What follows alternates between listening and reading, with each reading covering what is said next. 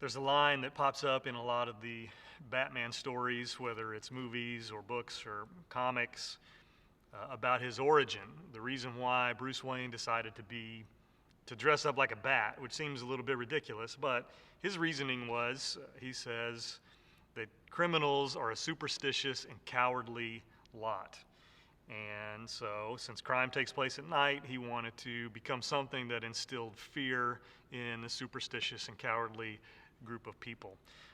As a kid reading Batman comics, I always wondered if you knew Batman was out there, or if you ever had an encounter with him, why did you still have criminals in Gotham City? Why would they keep going back over and over and over again, doing the same things, and then getting discovered by Batman and beat up or put in jail or whatever the case may be? It's not just that criminals are superstitious and cowardly in the Batman mythos, but also incredibly stubborn. They are who they are. They are who they are, and they keep going back to the same well and keep doing the same thing. The villains of Batman keep going back, keep going back, keep going back, and being defeated. That quality of stubbornness, that quality of we almost become programmed to think and to act in certain ways, we see that as a quality of human nature, which is interesting because we do have the capacity to change. We also see that illustrated from time to time. We have the capacity to change, but as we gain more experiences, as as our personality and our way of thinking becomes more concretized in our life, we tend to be stubborn about who we are. We tend to be stubborn. We have a hard time listening to other people, hard time considering perspectives outside of our own purview. And this illustrates well the quality of Job's friends in the book of Job. Last week, we looked at this first cycle of speeches, and the friends of Job come and they see his case and they present their perspective. They try to do so with a little bit more delicacy at the beginning, especially Eliphaz, who speaks first. They point out to Job, what they try to do is they try to say, you're really in a terrible spot. You're suffering a great deal. You must have done something wrong. You need to repent, and then God will restore you. That's their message, but they try to deliver that message kindly. Eliphaz is like, remember, Job, how many times you've encouraged others and lifted others up, and now you're in a place where you need to be lifted up and restored. And so let us remind you that these things befall those who have gone astray, and so you need to turn back to God. They approach that position. They try to do so with a little bit more care. And Job responds to them out of his grief, and he says, I hear what you're saying, but your observations and your theology do not match my experience and my suffering. They do not match. And so when Job's system of theology and their traditional religion when Job's friends collides with Job's pain and suffering, his crisis, they don't line up. And what happens is Job's friends, instead of seeking to empathize, instead of seeking to listen to Job and maybe pause and maybe give consideration to what he has to say, they simply dig their heels in, and they kind of go back to their separate rings. If you can imagine a boxing ring, they go back to their corners, get some water, wipe their eyes, and Job's friends come back out for the second round. And this time, the gloves are off. This time, they're not trying to be nice anymore. They come back guns blazing on the second round. So, just like last week, we're gonna consider things both from the perspective of Job's friends and also from the perspective of Job. The second cycle begins in chapter 15. And so if you'd like to turn there and read along, and it's going to run from Job 15 to Job 21. Again, like last week, we're not going to read every passage. I'd invite you, if you're reading along throughout the week, you might want to read those chapters and just look for some additional points that we're discussing. But I want to take a sample from each of Job's three friends and their speeches here, and kind of illustrate how the stubbornness of Job's friends just absolutely prevents them from any movement at all in considering the plight of their friend, or considering whether maybe his suffering has been an education of sorts and might be able to teach them something. Beginning in Job 15, we'll look at verses 1 through 10, the second speech from Eliphaz. It says, "Then Eliphaz the Temanite replied," and he's going to question Job's wisdom. "Would a wise man answer with empty notions, or fill his belly with the hot east wind?" That's an older way of saying you're full of hot air, is really what Eliphaz is telling Job. Would a wise man be so full of hot air like you are? Would he argue with useless words, with speeches that have no value? In other words, all the things you've just said, Job, have no value. They mean nothing. But you even undermine piety and hinder devotion to God. Your sin prompts your mouth. You adopt the tongue of the crafty, accusing him simply, Job, of speaking out of a distorted view of God because of his sin, instead of a nuanced view of God because of his pain. Eliphaz assumes there's sin here, assumes there's wickedness here. Your sin prompts your mouth. You adopt the tongue of the crafty. Your own mouth condemns you, not mine. Your own lips testify against you. Are you the first man ever born? Were you brought forth before the hills? Do you listen in on God's counsel? Do you limit wisdom to yourself? What do you know that we do not know? What insights do you have that we do not have? The gray-haired and the aged are on our side, men even older than your father. There are a lot of points in there, and we see that Job's friends, much like in debates and conversations, it's truth mixed with, falsehood, or truth mixed with logical fallacies that sometimes creates the confusion. Eliphaz says things that sound okay to us. Pointing at Job, are you the first one ever born? Clearly Job would say no. Were you brought forth before the hills? Clearly Job would say no. Do you listen in on God's counsel? Clearly Job would say no. Eliphaz says things that are right. It's not that everything he says is wrong, but then he keeps on going and says, what do you know, Job, that we don't know? What insights do you have that we don't have? He assumes this position of arrogance in that he knows everything and Job has nothing to teach him. Job in his suffering has nothing to offer Eliphaz. Eliphaz already knows everything that Job could possibly know. He has gained all of the insights that Job could possibly share. And so he diminishes Job's wisdom even in the midst of Job going through an experience very, very different than something Eliphaz had ever experienced before. He goes on in his speech, and the common theme in the speeches of the three friends in this second cycle is suffering belongs to the wicked. Wickedness leads to suffering. Always the case. And so we'll come back to Job's speeches, move over to chapter 18, and we hear from the second friend, Bildad. Let's jump up to verse 11, and we'll read from verse 11 through the end of his speech. He says, the terror startled him on every side. Bildad is speaking about the general wicked, but see if you can catch connections between what he's saying, between Job's own personal experience. Bildad is saying, this is what happens to the wicked people, but then he'll throw things in like their children die.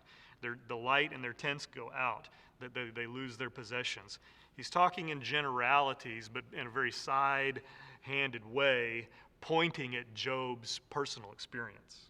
So for the wicked, he says, terror startled him on every side, and dog is every step. Calamity is hungry for him. Disaster is ready for him when he falls. It eats away at part of his skin. Death's firstborn devours his limbs. He is torn from the security of his tent and marched off to the king of terrors. Fire resides in his tent. Burning sulfur is scattered over his dwelling. His roots dry up below, and his branches wither above. The memory of him perishes from the earth. He has no name in the land.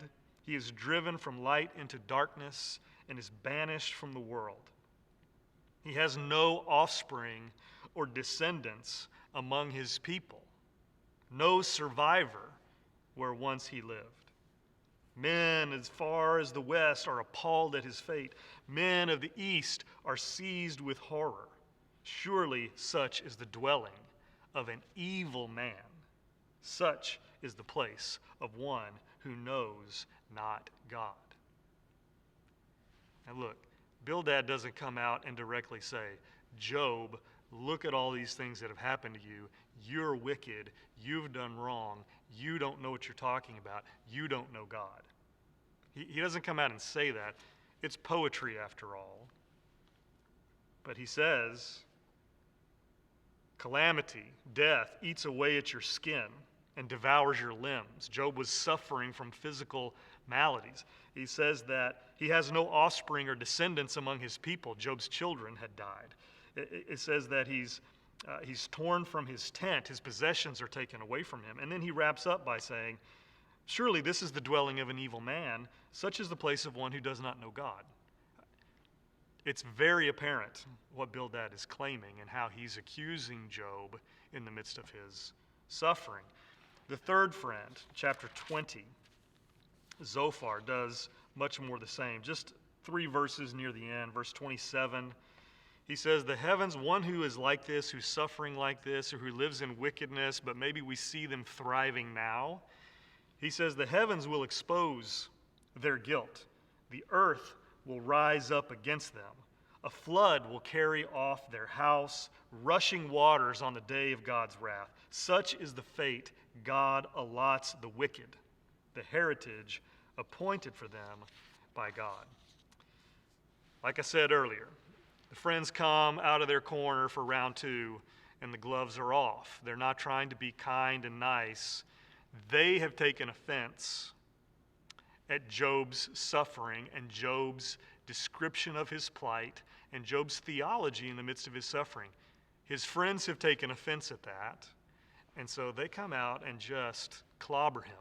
They clobber him, basically telling him, Job, you really, really don't know God, and you must be a terrible person. These things would not have happened. Look at how much suffering has come into your life. The friends double down. The first point of our message today. The friends double down, and they insist on being right. Each friend has a speech in the second cycle, and each speech is more emphatic than before. Job is accused of being a stubborn fool, and each friend is convinced that his suffering is a result of his wickedness. I think, by way of application on this point, what we really have to consider is what we stand to learn from other people's experiences. I have not lived a life where I have experienced every experience there is from a spiritual point of view, from a personal point of view, from a relational point of view. I've not experienced every experience there is. We talk in Bible studies and sometimes in sermons. There are more ecstatic or charismatic experiences that people have in their relationship with God. I've had friends who have said, I hear audibly God speaking to me. I've known friends who speak in tongues. They practice what some say, a private prayer language. In their prayer life or in their own personal worship, they communicate with God through a language of an unknown, perhaps heavenly, charismatic language. I've known people that have seen in other contexts, they've seen things that they have interpreted and perceived to be possession by evil spirits. I have heard testimonies of people that I know, other brothers and sisters of the faith who have been a part of miraculous healings where someone had an ailment and they were prayed over and the next day they were better. In all of these cases, I also know that these practices have been abused to do harm to people. They've been misused. And so there's a gray area for me. There's a gray area for me on these, in that I know people and respect people and care about people who've experienced them in some fashion. I've also seen stories, read stories, heard stories where these practices have been used to take advantage of people, mislead people, maybe intentionally, maybe unintentionally. But the challenge I have is that in each one of those categories, I do not have personal firsthand experience speaking in tongues. I do not have a personal firsthand experience encountering someone that potentially could have been possessed by an evil spirit. I don't have a firsthand experience of praying over somebody today and a miraculous, non-scientific, unexplainable healing happened the next day. I prayed over a lot of sick people, visited a lot of hospital beds. I've seen healing happen over time. I've seen, smaller things heal soon. But these are things that I don't have personal experience of. What you'll find in the Christian community, both ministers and churchgoers, is people who have said, I've never experienced that, and so I think it's hogwash. I've never experienced that, and so it must be crazy. I've never experienced that. There must be some negative explanation. What I tend to do, how I process it, is as I just tell people when they ask me what I think about speaking in tongues, I say, I've never had that as a personal experience, but I've known many people who love God and serve Jesus who have. And so maybe I have something to learn there, or maybe none of us are going to experience everything that there is to experience about a relationship with God in this life. And so it's our many different experiences and stories that contribute to the whole. We learn from one another. We have to, because we experience life in different ways. We experience different things. We experience different pain, different suffering. We experience different victories. We experience different connections with God. Some people are very, very moved, and they experience spiritual growth by reading books, by reading the Bible. Some people are not readers. Reading a book, even reading the Bible is challenging enough. Reading a book about the Bible is not going to happen. Some people really experiencing God hands-on. They get out into a serving component, a mission component, volunteering at church, in the community. And for them, that is very, very much spiritual growth for them. They experience God in those moments. Even in the worship service, some of you probably gain, if we polled the church survey like we did this last week and said, in what component of the worship service do you most often experience the presence of God? Some are going to say music, some are going to say singing, some are going to say listening, some are going to say scripture reading, some are going to say sermon, some are going to say prayer. All of us can experience God in all of those things, but the reality is that some of us really, really are drawn more to different qualities, and we have to acknowledge that we can learn from one another's experience. Job's friends can't do that. They double down. My experience is my world.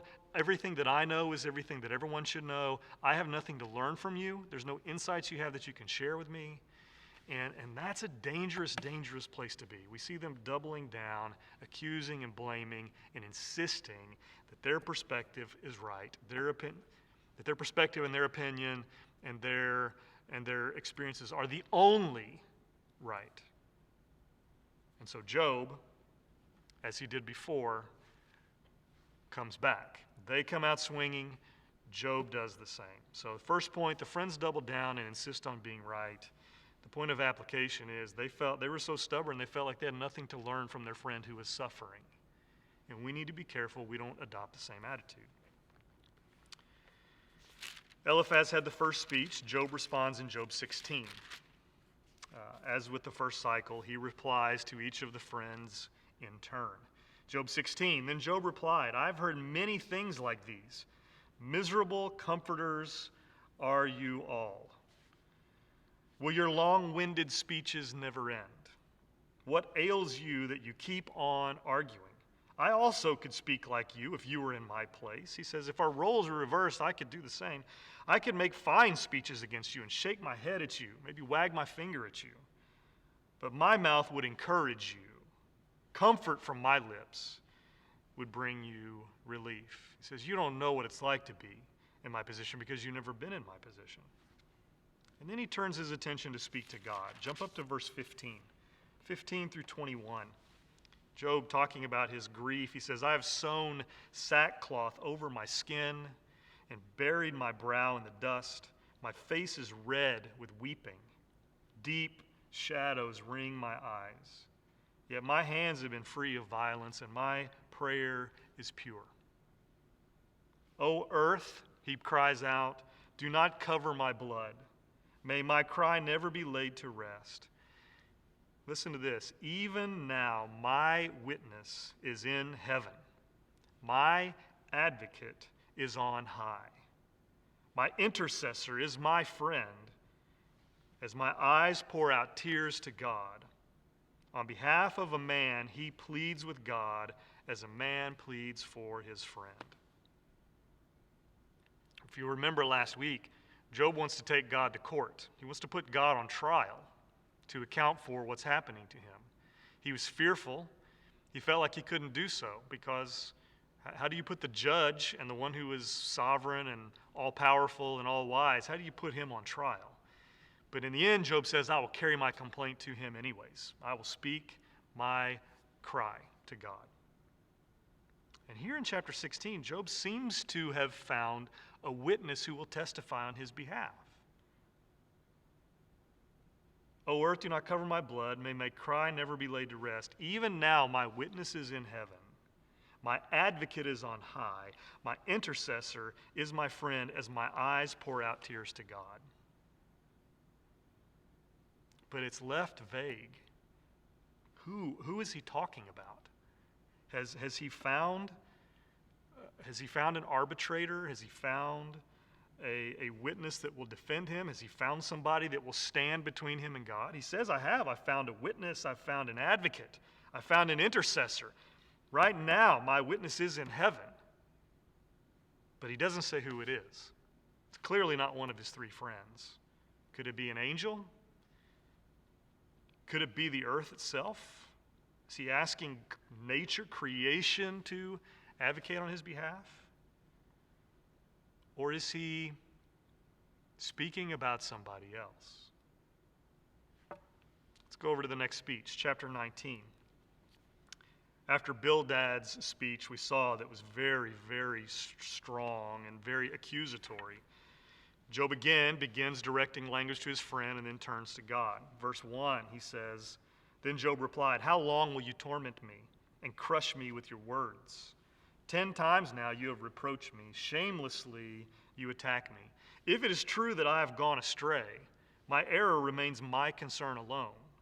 If indeed you would exalt yourselves above me and use my humiliation against me, then know that God has wronged me, and God has drawn his net around me, defending himself against his friend, but then turns his attention to God. Verse 21, Have pity on me, my friends. Have pity, for the hand of God has struck me. Why do you pursue me just as God does? Will you never get enough of my flesh? Oh, that my words were recorded, that they were inscribed, that they were written on a scroll, that they were inscribed with an iron tool on lead, or engraved in rock forever. I know that my Redeemer lives.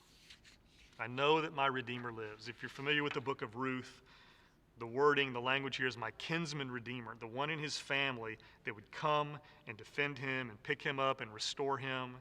I know that my Redeemer lives, and that in the end he will stand upon the earth. And after my skin has been destroyed, yet in my flesh I will see God. I myself will see him with my own eyes, I and not another.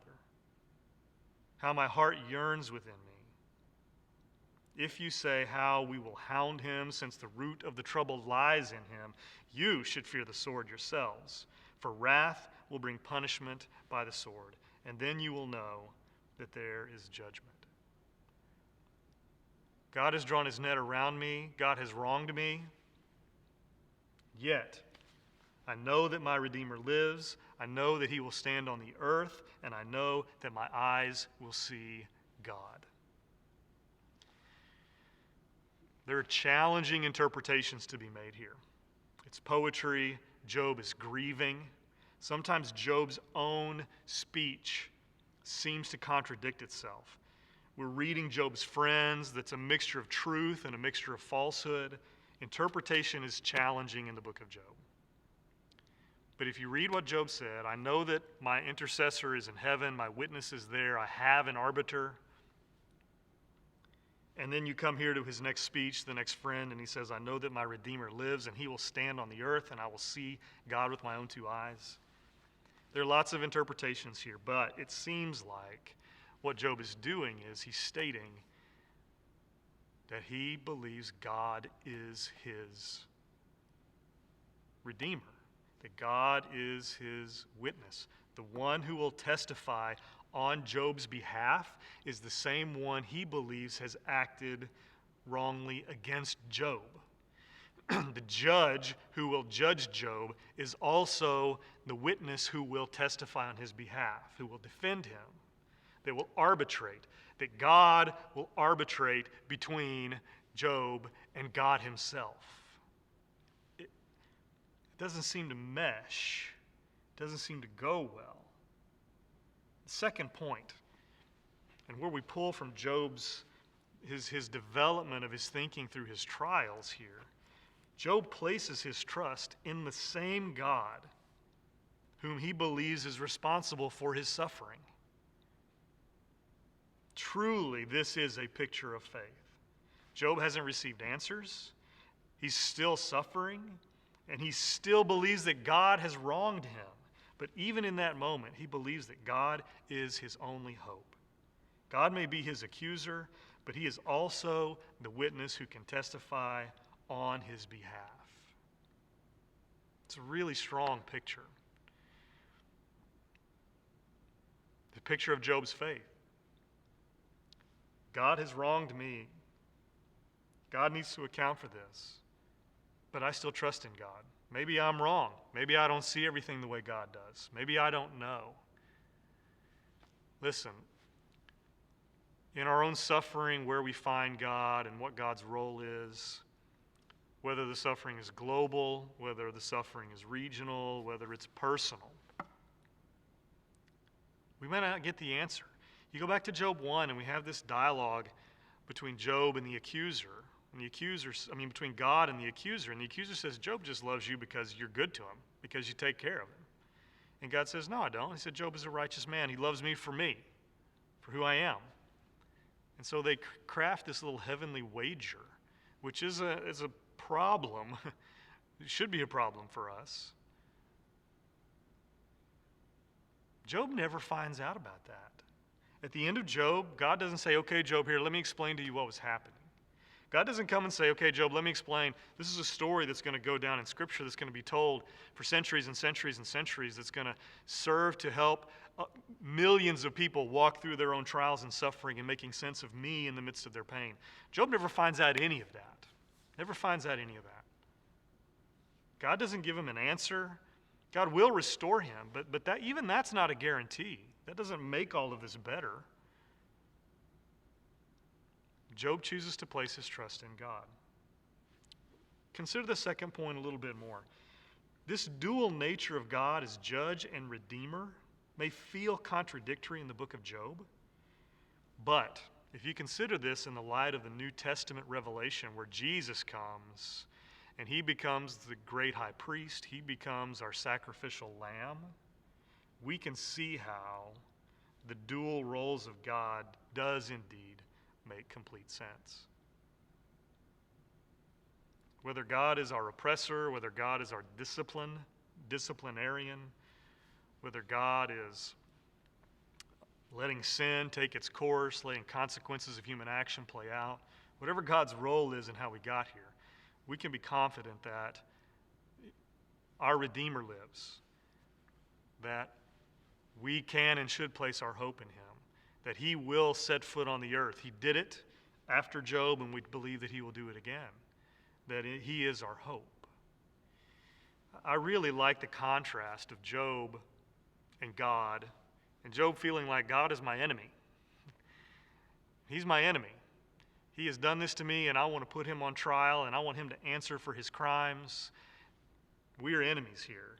And in the end, Job has to reach out to God and say, perhaps, maybe, my enemy also will be my Redeemer and be my Savior. It made me think about stories where you have adversaries in the context of the story, and at the end, one of the adversaries has to save the other.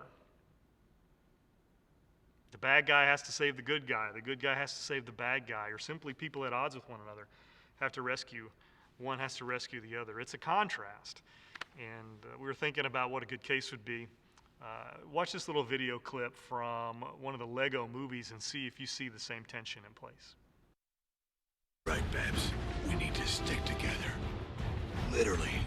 Robin, quick, give me a boost. On it, Padre. We're gonna stick together using our heads and the most powerful weapon of all, shredded abs. Let's do this. You got this, Alfred? Yes, sir. Abs of steel. Great. Now you bend, and I'll grab the other side. No!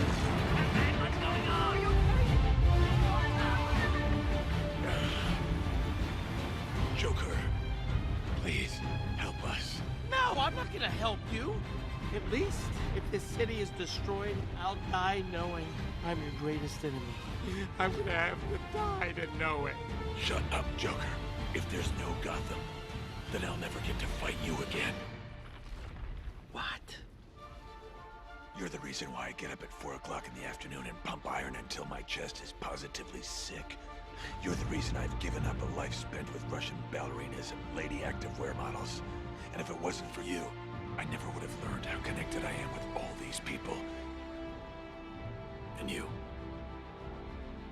So if you help me save Gotham, you'll help me save us. You just said us? Yeah, Batman and the Joker. What do you say?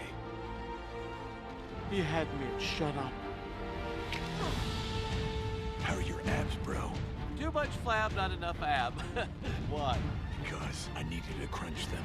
Citizens of Gotham, we need all of you to join us and help bring this city back together.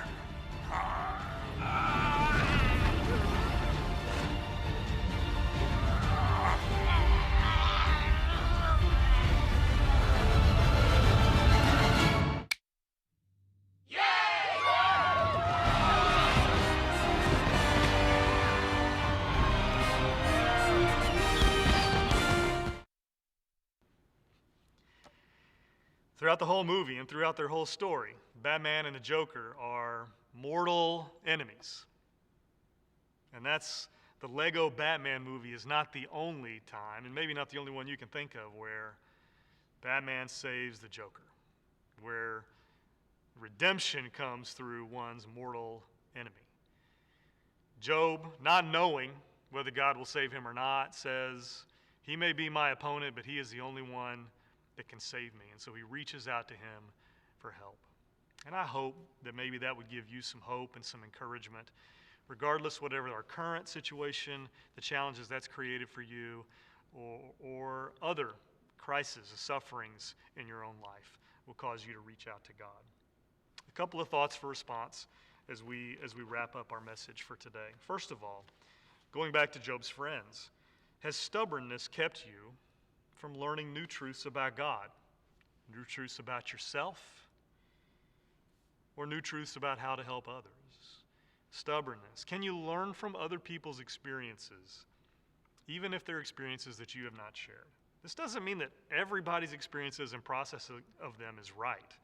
It doesn't mean that everything is true. That's not the conclusion here. But it's not one extreme where everybody's right. It's not the extreme that says, I know everything as well. It's not that extreme. I've experienced it all, or I know everything. Where has stubbornness gotten in the way of others' experiences in our spiritual family, contributing to our own understanding and learning? Give that some consideration this week.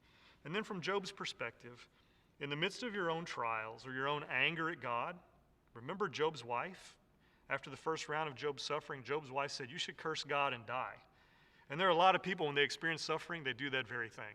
They may not curse God and die, but they curse God and walk away. I don't have anything to do with God. In the midst of your own trials, your own anger at God, your own doubts about God, do you still have the capacity to call him your Redeemer and reach out to him for help? I hope that you do. I hope that you'll give that some consideration and prayer. In the midst of your own pit, in the midst of your own trials, believe and trust that God is our Redeemer and that he is quick to save.